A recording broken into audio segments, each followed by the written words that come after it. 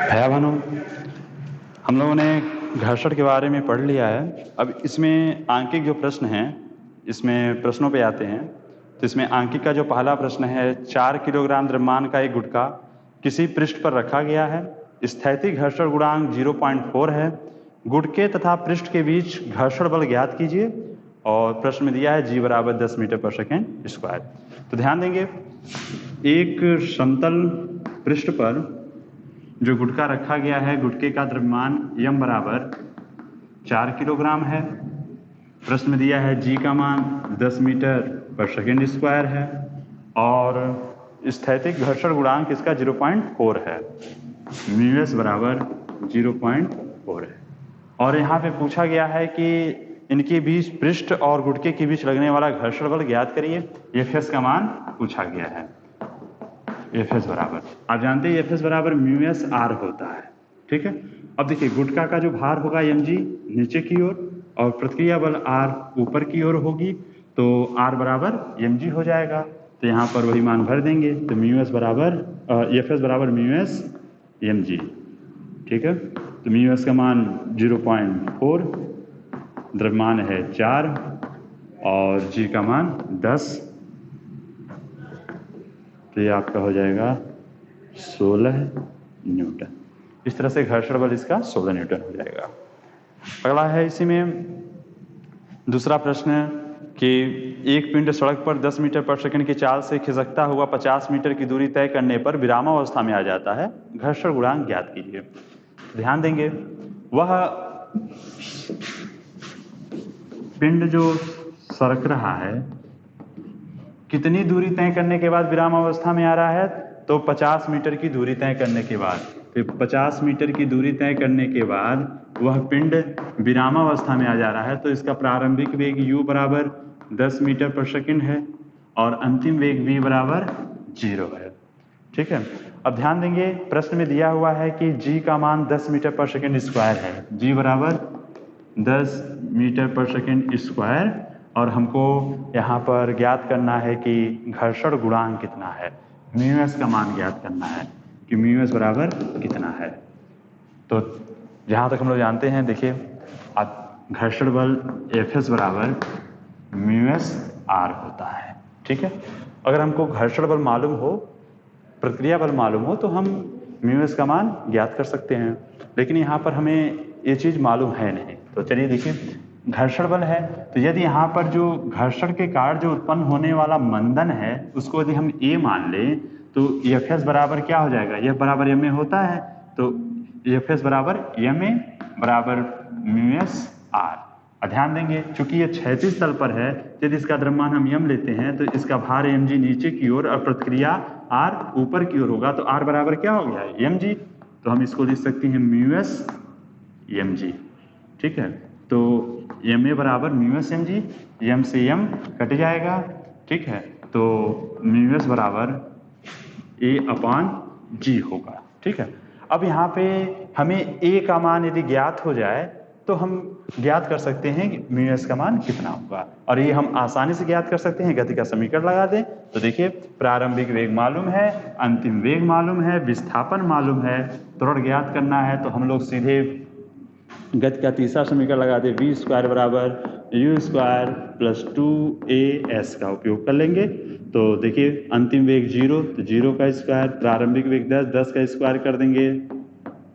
फिर यहाँ पे चूंकि मंदन है तो एक का मान क्या हो जाएगा, ऋणात्मक, तो माइनस, या चलिए उसको हम लोग अपना ज्ञात कर लेंगे बाद में ही। पहले हम लोग जिसको ज्ञात करना उसका चिन्ह देने की जरूरत नहीं है। तो 2a और विस्थापन कितना है, 50। तो देखिए, 0, 10 का स्क्वायर करेंगे तो 100 प्लस 50 गुना 100a, तो 100a बराबर क्या हो जाएगा, -100। तो a बराबर -1। ठीक है। तो माइनस चिन्ह ये बता रहा है कि यह क्या है, मंदन है। तो चलिए, a का मान यहाँ भर देंगे और g का मान भर देंगे तो क्या आ जाएगा, तो देखिए, a का मान 1 और g का मान 10, तो 1/10 मतलब 0.1। इस तरह से घर्षण गुणांक का मान 0.1 आ जाएगा। इसी तरह से जो प्रश्न हैं इनको आप लोग सॉल्व करेंगे। एक आनत तल वाला प्रश्न बता देते हैं, तो इसमें जो अंतिम प्रश्न है 13वां नंबर, ठीक है, 13 प्रश्न है अंकित में, तो जो लास्ट वाला जो प्रश्न है उसको बता दें कि एक पिंड 6.4 मीटर लंबे खुरदरे तल के ऊपरी सिरे से विरामावस्था से फिसलता है और तल का झुकाव कोण 36 से 30 डिग्री है। तल की तली तक पहुंचने में पिंड द्वारा लिया गया समय ज्ञात कीजिए।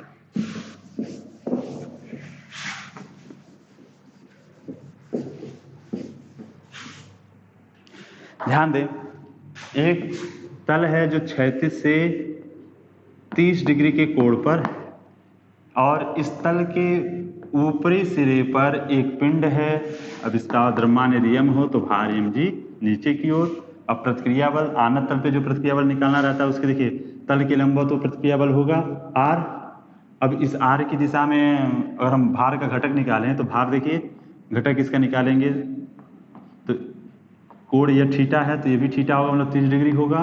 और ये हो जाएगा हमारा mg का घटक इधर तो mg cos थीटा, तो थीटा का मान 30 डिग्री, और ये हो जाएगा mg sin 30 डिग्री।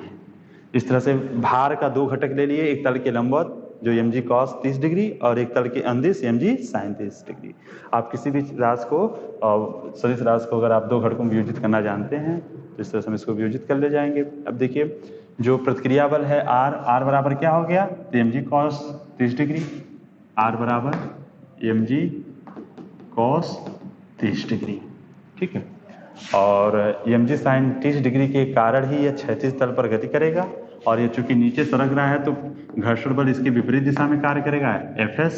तो नेट बल बराबर ma का उपयोग करेंगे हम लोग, तो नेट बल बराबर, तो नीचे की ओर गति कर रहा तो mg sin 30 degree minus Fs, तो नेट बल आपका ये हो गया। एक बल इधर है क्षैतिज तल के अंदिश वाली, क्षैतिज तल के अंदिश mg sin थीटा और Fs दोनों विपरीत दिशा में लग रहे हैं, तो नेट बल हो गया mg sin 30 degree minus Fs। Net बल बराबर ma, तो m अब जिस तरह मान लेते हैं किस तरह से आ रहा है, तो ये तरह से आ रहा है तो ma हो गया, ठीक है। अब ध्यान देंगे हम लोग mg sin 30 डिग्री का मान 1/2 हो गया, 1/2 माइनस Fs बराबर होता है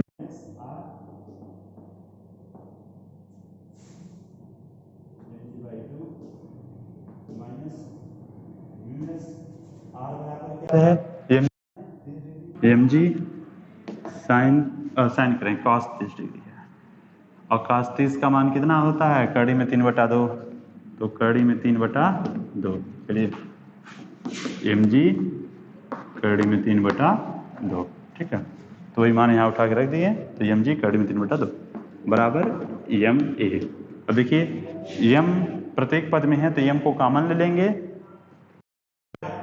बचेगा आपका g/2 माइनस ms 2, ठीक है। और अब हम लोग मान सारा भर दें, ठीक है, तो ए का मान हमें प्राप्त हो जाएगा, त्वरण का मान पता चल जाएगा। जब त्वरण का मान पता चल गया तो हम समय ज्ञात कर ले जाएंगे। तो चलिए जी का मान प्रश्न में दिया है कितना, जी का मान प्रश्न में दिया है 9.8 मीटर पर सेकेंड स्क्वायर। और ये जो घर्षण है, देखिए एक चीज यहाँ हम लोगों से चूंकि ये गति हो रही थी, गतिमान था, होती है यह होगा गतिज घर्षण होगा, ठीक है। तो जहाँ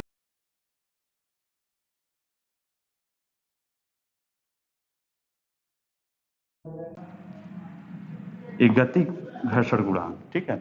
तो प्रश्न में गति घर्षण गुणांक का मान दिया है 0.2, म्यू के बराबर 0.2 और जी का मान दिया है 9.8 मीटर पर सेकेंड स्क्वायर। अब ये मान हम यहाँ रख देंगे, तो जी के जहाँ पे 9.8, देखिए g/2 तो 9.8/2 माइनस म्यू के का मान 0.2, जी का मान 9.8, कड़ी में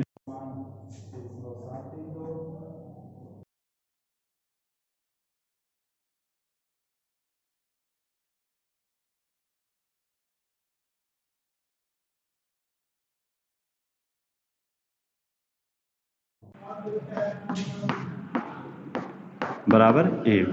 तो इस तरह से ए बराबर जो होगा वह इसको जब घटाएंगे तो आ जाएगा 3.11, लगभग 3.11 के बराबर ये आ जाएगा। अब देखिए हम लोग को त्वरण का मान मालूम चल गया किस त्वरण से नीचे आ रहा है। अब हम लोग देखिए हमें त्वरण मालूम है, जिस बल से यह नीचे की ओर गतिमान है वह बल मालूम है, और यह तय कर रहा है, यह दूरी दिया है, मतलब इसकी आनत तल की लंबाई है 6.4 मीटर। जो विस्थापन है यस बराबर 6.4 मीटर है। फिर त्वरण जो है जिसे हमने ज्ञात कर लिया है 3.11 हो गया, और यहाँ पे जिस बल से ये गति कर रहा है तो चलिए तो बल की हमें आवश्यकता नहीं पड़ेगी फिलहाल यहाँ पे। तो यहाँ पर प्रारंभिक वेग इसका तो मालूम है कि यह ऊपरी सिरे से विरामावस्था से गति करना प्रारंभ कर दिया, मतलब u बराबर 0, और हमको t ज्ञात करना है। t का मान कितना है यही ज्ञात करना है। तो गति का हम लोग यहाँ पर लगा सकते हैं दूसरा समीकरण, यस बराबर ut plus half at square, ठीक है। तो यस का मान 6.4, u प्रारंभिक वेग 0 तो 0 गुणे t प्लस 1/2, a का मान 3.11 गुणे टी स्क्वायर। तो इस तरह से ये हो जाएगा 6.4 बराबर 3.11 में जब हम 2 से भाग दे देंगे तो जो मान आएगा वो हमारा आ जाएगा, चलिए 2 × 2 दशमलव लगा दिए, 11 2 × 5 10 और 2 × 5 10 टी स्क्वायर। तो इस तरह से अब टी स्क्वायर बराबर 6.4 बटे 1.55, आप इसे जब भाग देंगे तो टी स्क्वायर जो होगा वह लगभग आपके 4.11 के करीब आ जाएगा। तो टी स्क्वायर बराबर इतना, तो टी बराबर हो जाएगा ये लगभग 2 के करीब आ जाएगा। तो इस तरह से टी बराबर 2 सेकेंड हमें प्राप्त हो जाएगा। आप एक्यूरेट ज्ञात कर लीजिएगा, ठीक है। तो इस तरह से आपका ये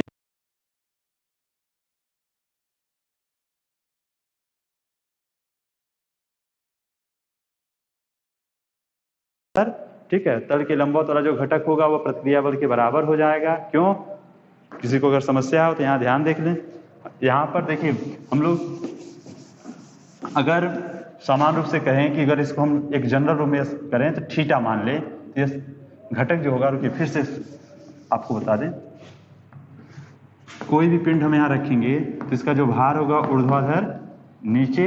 अब इस भार का घटक हम निकालेंगे, देखिए तल के लंबवत ये प्रतिक्रिया बल R हो गया, इसी के अंदर से निकालेंगे तो ये कोण हमारा जो ये थीटा वो ये भी हो जाएगा थीटा।